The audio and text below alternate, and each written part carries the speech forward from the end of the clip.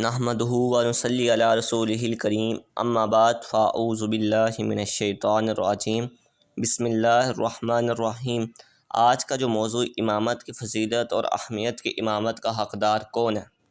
ابو داؤد شریف میں روایت ہے کہ ابن عباس رضی اللہ تعالی عنہما روایت کرتے ہیں کہ رسول اللہ صلی اللہ تعالی علیہ وآلہ وسلم نے ارشاد فرمایا،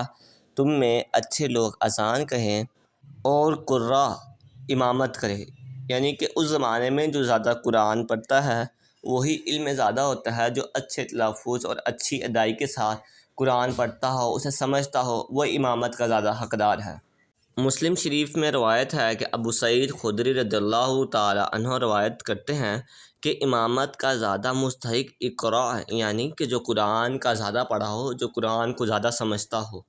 ابو شیخ کی روایت ہے کہ حضرت ابو ہریرہ رضی اللہ تعالی عنہ روایت کرتے ہیں کہ نبی پاک صلی اللہ تعالی علیہ وآلہ وسلم نے ارشاد فرمایا، امام و مؤذن کو ان سب کے برابر ثواب ہے جنہوں نے ان کے ساتھ نماز پڑھی ہے۔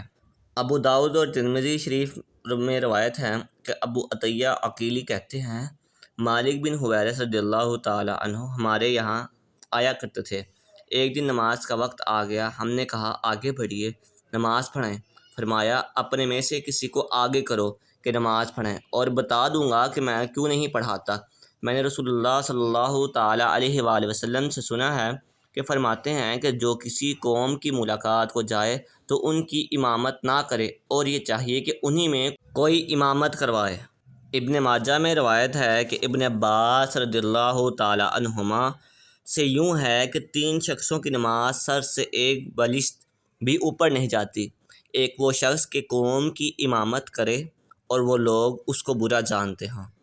اور وہ عورت جس نے اس حالت میں رات گزاری کہ اس کا شوہر اس پر ناراض ہو، اور تیسرا، اور 2 مسلمان بھائی باہم جو ایک دوسرے کو کسی دنیاوی وجہ سے چھوڑے ہوئے ہوں۔ یہ وہ 3 شخص ہیں جن کی اللہ تبارک و تعالی نماز قبول نہیں فرماتا۔ ابن عباس کہتے ہیں کہ اللہ تعالیٰ ان کی نماز قبول نہیں کرتا کہ جو اس حالت میں وقت گزارے۔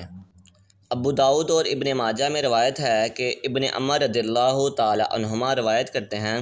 کہ نبی پاک صلی اللہ تعالی علیہ وآلہ وسلم ارشاد فرماتے ہیں، 3 شخصوں کی نماز قبول نہیں ہوتی، جو شخص قوم کے آگے ہو، یعنی امام ہو، اور وہ لوگ اس سے کراہت کرتے ہوں، اور وہ شخص کہ نماز کو پیٹھ دے کر آئے، یعنی نماز فوت ہونے کے بعد پڑھے، اور وہ شخص جس نے آزاد کو غلام بنایا۔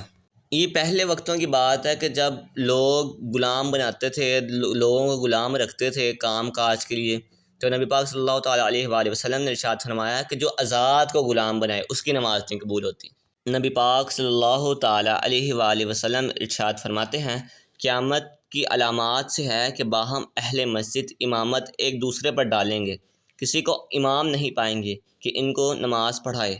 یعنی کسی میں امامت کی صلاحیت ہی نہیں ہوگی کہ وہ آگے ہو کر نماز پڑھائے۔ جب امام صاحب کے چلے جائیں تو مسجد میں نماز پڑھانے کے لیے کوئی ایسا شخص موجود ہو جو امامت کرا سکتا ہو، اور انتظامیہ میں بھی ایسے بندے ہونے چاہیے جو امامت کا حق رکھتے ہوں اور امامت کروا سکتے ہوں۔ بخاری و مسلم میں ہیں کہ حضرت ابو ہریرہ رضی اللہ تعالی عنہ روایت کرتے ہیں کہ نبی پاک صلی اللہ تعالی علیہ وآلہ وسلم ارشاد فرماتے ہیں کہ نماز اوروں کو جب پڑھاؤ تو تخفیف کرو، یعنی کہ جب ان میں بیمار اور بزرگ اور بوڑھے ہوتے ہیں، اور جب اپنی پڑھے تو جس قدر چاہے طویل کرے، لمبا کرے۔ اس حدیث مبارکہ کے متعلق نبی پاک صلی اللہ تعالیٰ علیہ وآلہ وسلم نے ارشاد یہ فرمایا کہ اگر کوئی شخص امامت کرواتا ہے اس کو چاہیے کہ کم پڑھائے، اور اس میں بزرگ بھی ہوتے ہیں، بوڑھے بھی ہوتے ہیں، اور کوئی مسافر بھی ہوتے ہیں، اسی لیے نماز کم پڑھایا جائے، اور جب اپنی پڑھے تو جس قدر چاہے لمبی کرے اور جس قدر چاہے چھوٹی کر کے نماز پڑھے۔ امام مالک حضرت انس رضی اللہ تعالی عنہ سے روایت کرتے ہیں کہ نبی پاک صلی اللہ تعالی علیہ وآلہ وسلم نے ارشاد فرمایا، جو امام سے پہلے اپنا سر اٹھاتا اور جھکاتا ہے اس کی پیشانی کے بال شیطان کے ہاتھ میں ہیں۔ امامت کرنے کے لیے 3 شرطیں ہونا ضروری ہے۔ پہلا کہ وہ مسلمان ہو، بالغ ہو اور عقل مند ہو، اور مرد ہو، اور قرات اچھی کرتا ہو، تلفظ کی غلطی نہ ہو، اور معذور نہ ہو۔